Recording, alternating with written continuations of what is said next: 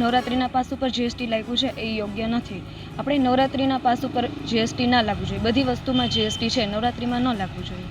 અચ્છા, માતાજીની આરાધના લોકો કરતા હોય છે, જે ખેલૈયાઓ છે એ સામાન્ય વર્ગના પણ હોય છે અને પૈસાદાર પણ હોય છે, તો એને શું તકલીફ પડશે? હા, જે મીડિયમ વર્ગના હોય છે એ બિચારા જીએસટી વાળામાં પહોંચી શકે તેમ નથી, તો ઓબ્વિયસલી આપણે જીએસટી ન લાગવું જોઈએ એમાં. મારા ખ્યાલ મુજબ નવરાત્રિ એ ગુજરાત માટે બહુ મહત્ત્વનો તહેવાર કહેવાય છે અને જો સરકાર ગુજરાતના ગરબા ઉપર જીએસટી લગાડે તો બિલકુલ પ્રતિબંધ રાખવો જોઈએ એના ઉપર. અને માતાજીની આરાધના ઉપર તમે જીએસટી લગાડો તો બિલકુલ એટલે બિલકુલ વ્યાજબી નથી. તો મારા ખ્યાલ મુજબથી સરકારશ્રીને એટલી જ અપીલ છે કે ગરબા ઉપર જીએસટી ના લગાડો. નહીં, ખેલૈયા ઉપર પણ જીએસટીનો ભાર લાગી શકે છે, જેથી કરીને સરકારશ્રીને એટલી જ અપીલ છે કે આયોજક પર ને જીએસટી ન લગાડે અને ખેલૈયા ઉપર પણ જીએસટી ન લગાડે, એટલી જ અમારી વિનંતી છે. સરકારને એવી નમ્ર અપીલ છે કે આપણે ગરબા રમીએ છીએ અને નવરાત્રિ જેવો મહોત્સવ છે જે આપણા ગુજરાતીઓ માટે ખૂબ જ મહત્ત્વનો ગણાય છે. એટલા માટે નવરાત્રિ એટલે કે આપણે ભગવાનની માતાજીની આરાધના કરીએ છીએ અને નવરાત્રિમાં આરાધના કરીએ છીએ માતાજીની, જે એના ઉપર પણ ગરબા રમીએ છીએ જે યોગ્ય નથી એના માટેનું જીએસટી. એટલે જે આપણે ગુજરાત માટે તે અત્યારે છે ને ઓળખ કહેવાય, ગરબા એ ગુજરાત માટે ઓળખ કહેવાય, એના માટે જીએસટી ન લગાડવું જોઈએ એવી સરકારશ્રીને નમ્ર અપીલ છે કે એ આ જીએસટી ન લગાડે ગરબા ઉપર. અને સરકારે જે દાંડિયા રાસના પાસ ઉપર જે જીએસટી લગાડ્યું છે એ એક રીતે યોગ્ય નથી, કારણ કે ગુજરાતીઓનો એકમાત્ર એવો નવરાત્રિ એવો તહેવાર હોય છે કે જેમાં એ લોકો આનંદ કરતા હોય, મોજ મજા કરતા હોય. અને હવે અન્ય વસ્તુઓ પર તો જીએસટી છે જ, અને જો આ દાંડિયા રાસના પાસ ઉપર જીએસટી ન હોય તો એ વાત સારી છે. હવે દાંડિયા રાસ ઉપર સરકારને એવી વિનંતી છે કે દાંડિયા રાસના પાસ ઉપરથી જે ઓલું જીએસટી છે તે બંધ કરવું, પ્રતિબંધ લાવવો એના ઉપર. નવરાત્રિ એક એવો પર્વ છે કે આખા વર્ષમાં 10 દિવસ માતાજીની આરાધના અને પૂજા પાઠ એ બધું કરવા માટેનો તહેવાર છે. માતાજીની આરાધના હૃદયપૂર્વક આપણે માતાજીને, આમ તો આખો વર્ષ આપણે માતાજીની પૂજા પાઠ અર્ચના તો કરતા જ હોઈએ છીએ, પણ એક નવરાત્રિ એવો તહેવાર છે કે સ્પેશિયલી નાના મોટા ગરીબ પૈસાદાર બધા લોકો આ એમ કે પર્વ મનાવે છે. ઠેક ઠેકાણે ચોકમાં ગરબી થાય છે, પાર્ટી પ્લોટમાં દાંડિયા રાસ જેવું થાય છે. ખેલૈયાઓને આજની પેઢી યુવા લોકો પાર્ટી પ્લોટમાં જાય, મોટી ઉંમરના સામાન્ય લોકો એ લોકો બધા નાની નાની ગરબીઓમાં નાની બાળાઓને બધા ગરબા ગાય. સરકારે જો કે આમાં તો દરેક વસ્તુમાં જીએસટી લગાડી છે, હરેક વસ્તુમાં, પણ નવરાત્રિમાં આ જીએસટી લગાડ્યું છે એ જરાક આ નવું છે અને મુશ્કેલ ભર્યું પણ આ છે કે આ ન હોવું જોઈએ એમ, કે આ તો બધા આખા આપણે ભારતમાં સર્વ દેવી દેવતાનો આસ્થાનો તહેવાર છે એમ. મોદી સાહેબ આમ તો તહેવારોને ખૂબ આગળ વધે એના માટે ઉત્સવો ઉજવતા હતા, પણ આ ગુજરાત સરકાર હવે શું કરવા જઈ રહી છે કંઈ ખબર નથી પડતી. તહેવારો પર તરાપ મારવાની વાત છે, ગરબાઓ પર જીએસટી જે લગાવવાની વાત છે આ બિલકુલ યોગ્ય નથી. ભારતીય સંસ્કૃતિ ખાસ કરીને ગુજરાતની તો આ મુખ્ય તહેવાર છે, માનવ આરાધનાનો તહેવાર છે. તો આમાં કોમર્શિયલ ગરબી હોય કે લોકલ કોઈ પણ ગરબા રમાતા હોય, જીએસટી આના પર ન હોવી જોઈએ.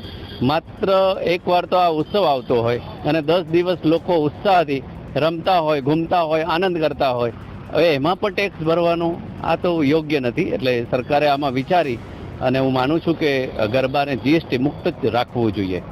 આ નીતિ એકદમ યોગ્ય નથી, કારણ કે આપણા ધાર્મિક તહેવાર છે, ધાર્મિક તહેવાર પર આ જીએસટી લાગે તો એક જાતનું આપણા ઉપર જ કહેવાય, દબાણ કરેલું જ કહેવાય ને. હવે જેને ખુલ્લા દિલથી જે રમી શકતા હોય ને તે નહીં રમે, અને બધા જ આમાં ગરીબ હોય કે બધા દરેક વ્યક્તિ ગરબા રમવાનો શોખ ધરાવતા હોય, અને જીએસટી લાગે એટલે નાના માણસોને પણ લાગે જ પછી તો. એટલે આ યોગ્ય નથી, જીએસટી લાગવું યોગ્ય નથી એમ. સરકાર આ નહીં લગાવવું જોઈએ જીએસટી. અત્યારે કોવિડ ટાઈમથી ઘણો વર્ષ થઈ ગયો, ગરબા તો કશે રમાતા જ નહીં હતા. આ અત્યારે એવો ટાઈમ છે કે ઘણા વર્ષો પછી અત્યારે ગરબા રમવા આપણને મળે જ છે. તો આવી રીતે તમે જીએસટી લગાવી દો તો પછી કોણ રમશે આવી રીતે? બધા રમવાવાળા બી ચાલો આનંદ ઉલ્લાસ બધો જ ચાલ્યો જશે. एकदम अभी तो जीएसटी तो नहीं लगाओ, ये खोटी बात है।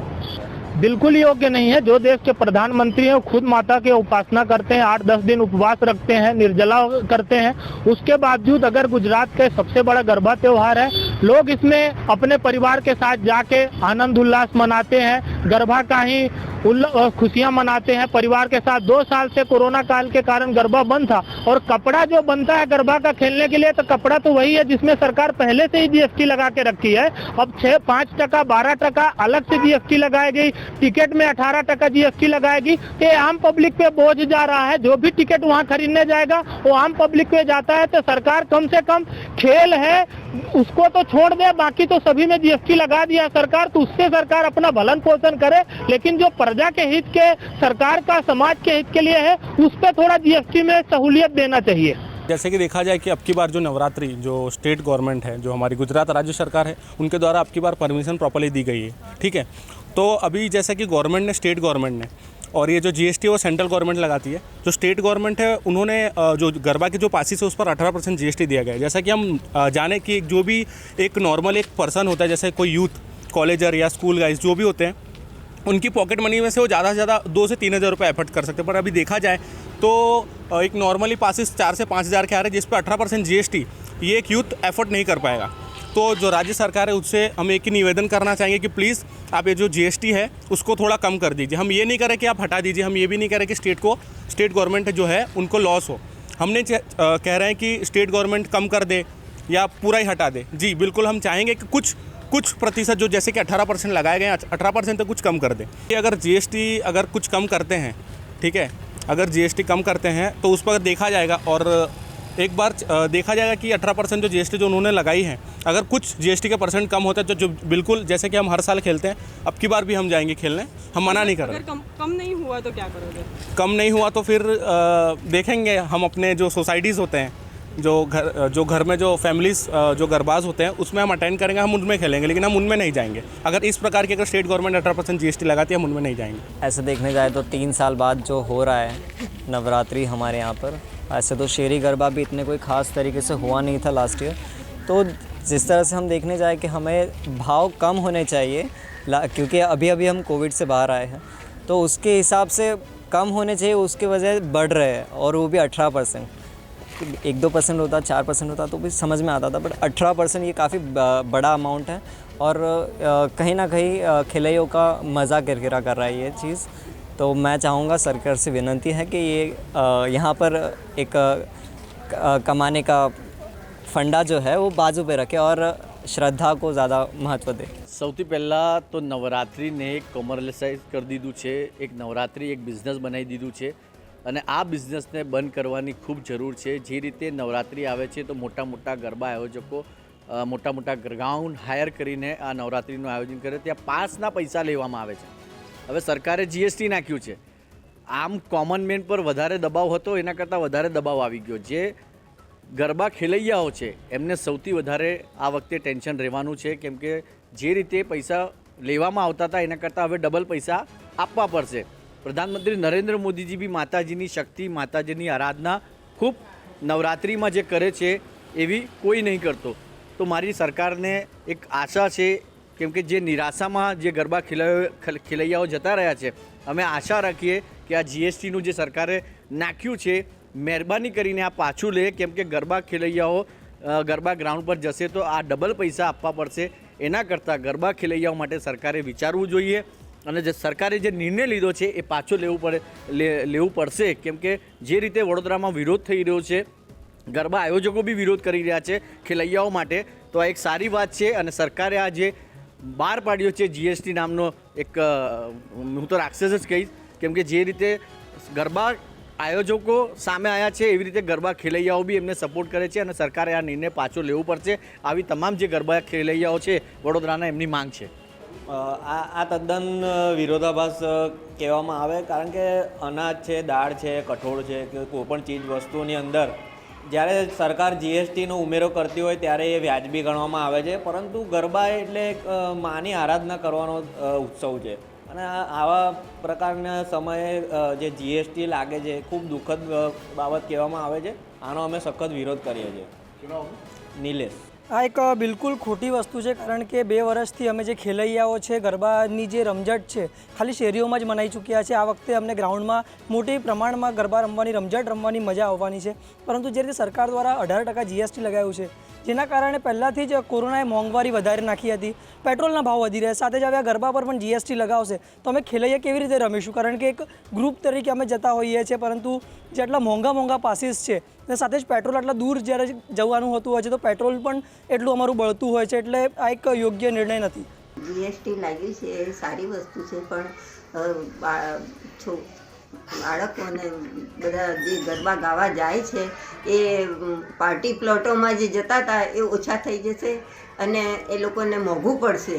એટલા માટે એ લોકો હવે બધા શેરી ગરબા તરફ વળશે. અને પહેલાંના વખતમાં શેરીના અંદર માંડવી ખુરશી ઉપર માતાજીના ફોટા મૂકીને ગરબા ગાતા હતા, એ હવે ફરીથી ચાલુ થશે.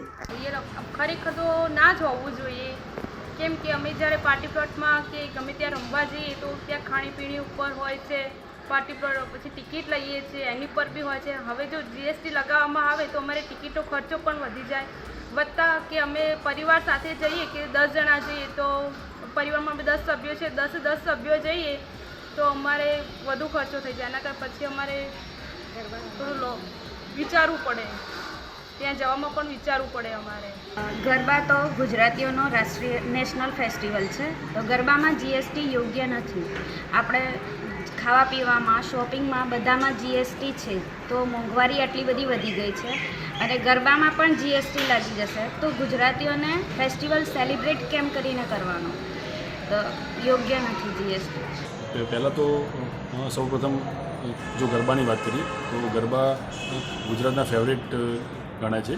તો ગુજરાતના જે વાસીઓ છે અહીંના જે રહેવાસીઓ એ લોકો માટે ફેવરેટ નવરાત્રિનો તહેવાર છે. તો એમાં જે 18% GST લગાવ્યું છે એના કરતાં બી હું તો માનું છું કે 18ના ડબલ શું કહેવાય 36% લાવવા જોઈએ. કારણ કે એનું એક રીઝન છે કે આપણે ત્યાં શેરી ગરબા જે થાય છે ગામડામાં કોઈ બી જગ્યાએ તમે જોઈએ તો એની જગ્યાએ અત્યારે આ લોકો જે પાર્ટી પ્લોટમાં જે શું કહેવાય પ્રાઇવેટીકરણ ચાલુ છે, તો એની સામે જે શું કે શેરી ગરબાના જે અત્યારે જે મહત્ત્વ છે એકદમ દિવસે ઘટતું જાય છે. તો હું તો એવું માનું છું કે 18%ની જગ્યાએ 36% થવા જોઈએ. તો આગળ જતાં મતલબ આના પર સખત બાન આવવો જોઈએ. તો આગળની જે આપણી જે શેરી ગરબાની જે કાર્યક્રમ જે થતા હતા એમાં એનું જે મહત્ત્વ જે જળવાતું હતું એ પાછું આવી જાય અને એની આખી રોનક જ આખી બદલાઈ જાય. તો મારું એક જ કહેવું છે કે હજુ બી આના કરતાં બી વધારે GST લગાવવું જોઈએ સરકારને.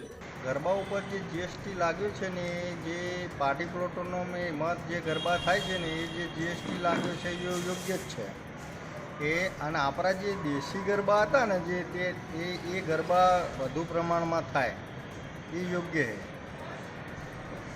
ગરબા જે હતા જૂના આપણા જે માતાજીઓના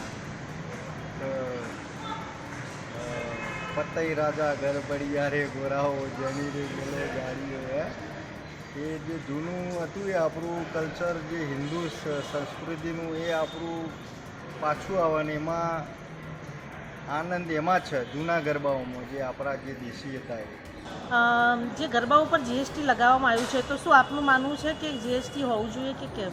ના હોવું જોઈએ, GST ના હોવું જોઈએ. હવે પાર્ટી પ્લોટની અંદર તમે GST લગાવી રહ્યો એ વ્યાજબી નથી. આજની હાલની તારીખમાં જોઈએ તો આ હવે વ્યાજબી નથી. કારણ કે ભાઈ ગરબા તો હવે ગુજરાતમાં જ ચાલી રહ્યા, નવરાત્રિ અત્યારે મહોત્સવ ચાલી રહ્યો જે બી હોય એ અત્યારે આની અંદર તમે જુઓ, તમે GST લગાવશો તો ક્યાં પબ્લિક ક્યાં જશે? એમ GST એના ઉપર GST લગાવશો તો